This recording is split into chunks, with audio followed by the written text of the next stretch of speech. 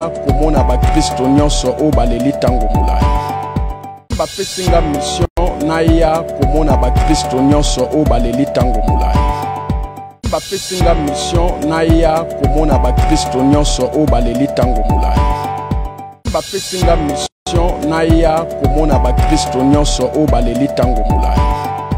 bapesinga mission naya komona bakristo nyonso oyo baleli ntango molai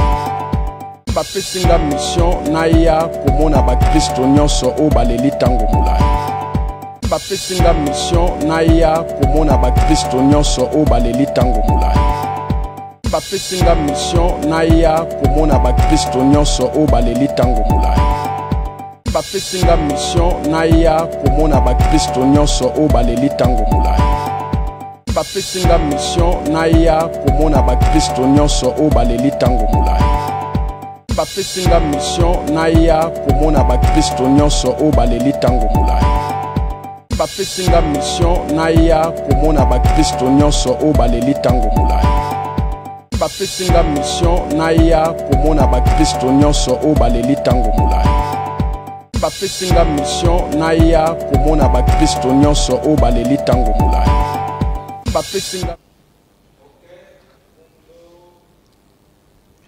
Shalom peuple de Dieu, shalom partout bozolanda biso na mokili mobimba tozali awa na kati ya mboka Luanda bisika toyambi pasteur nalobi kalingaka mingi babenga ye frère Vasco aza ex Katier lelo ayamba nzambe akomi kosalela nzambe pe tobandaki deja na témoignage na ye pe lelo tolingi topesa continuité na nolenge nini akota makambo ya catch pe lelo azoko se retrouver ndenge nini na frère. Shalom frère Vasco. Oui, shalom maman Mimi. Voni okomia na mboka Luanda ozomona Luanda ngo ndenge nini? Oui, ndenge kaka naloba toujours mokili eza ya nzambe nzambe ndasali mokili tokoloba te ke mokili eza mabe mokili eza malamu biso nde toye na mokili toboyi nzambe towangani nzambe oyo apesi biso bomoi tokomi kosala makambo oyo nzambe alingaka te yango nzambe alimbisa biso oyo aza tata biso tozali bana alimbisa mpe bandeko nyonso bakolanda émission oyo. Ok, mais bayambi o malamu quand même na mboka Luanda. Oui, nzamba pambola papa na biso Avelino Thomas na musala oyo asali na musalo asali ya koyamba biso lelo nzamba pambola esika bimisaki nzamba zongi sebele nesika wana apambola pe ndeko na biso Kijos oyo azosunga biso na kotambwisa biso partout na motuka na papa na biso papa na biso Raphaël nzambe apambola ye ndenge toujours tozana bango nzambe papambola mama Mimi oyo akoyamba na interview banda na aéroport donc nzambe ayebi ke ozano na kimi wana nyonso mais eloko moko ezangi kati na yo eloko wana ezangi na prophétise yango lokwa mosali na nzambe ane oyo nzambe akokiselo yango komitungisa lisusu te donc c'est ça.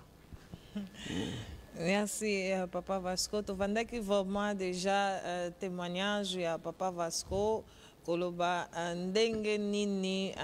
akota makambo akati toyebi ke na introduction asalaki alobaki ke liboso abandaki kobeta baje ale après baje muninga ye baje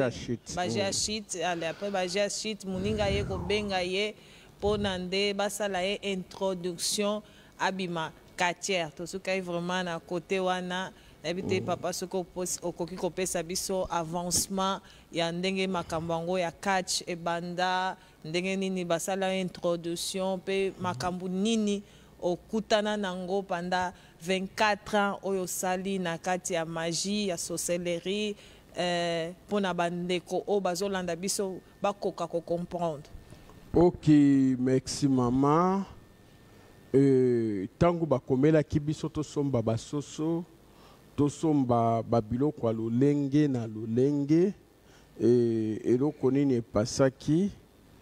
tosombaki yango toye bayebisi biso tozonga parti ya ba 23h30 23h30 ekoki tozongi maître avandisi biso libanda ntango tokomi ba 0h30 akoti biso sikoyo na kati ya temple na ye abandi bacérémonie panda bandi bacérémonie wana na bacérémonie oyo abandaki kosala wana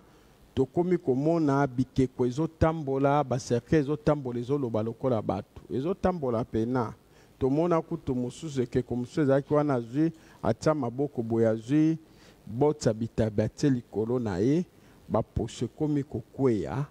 bitabe ezolimwa donc ekeko wana ezolia bitabe aolia bitabe donc batika na maboko ne boye baposo ya bitabe baposo mais ezalaki te esprit ndenge nini esprit alia biloko est ce que esprit pe balaka biloko physique mais nalobi soko otali à partir ya 12h okomona bare bawenze bamarché baekole partout ekomaka plein ezalaka bato bakufa nde balamukaka ti nde babimaka na bacimetière tokoya kolobela yango donc komona physiquement bozomona ekeko mais spirituellement ntango toya kokola na bascience ezalaki ekokote mutu mobimba donc esprit mobimba esprit mpe liaka oui biloko physique oui neti bikeko wana ezalaki mingi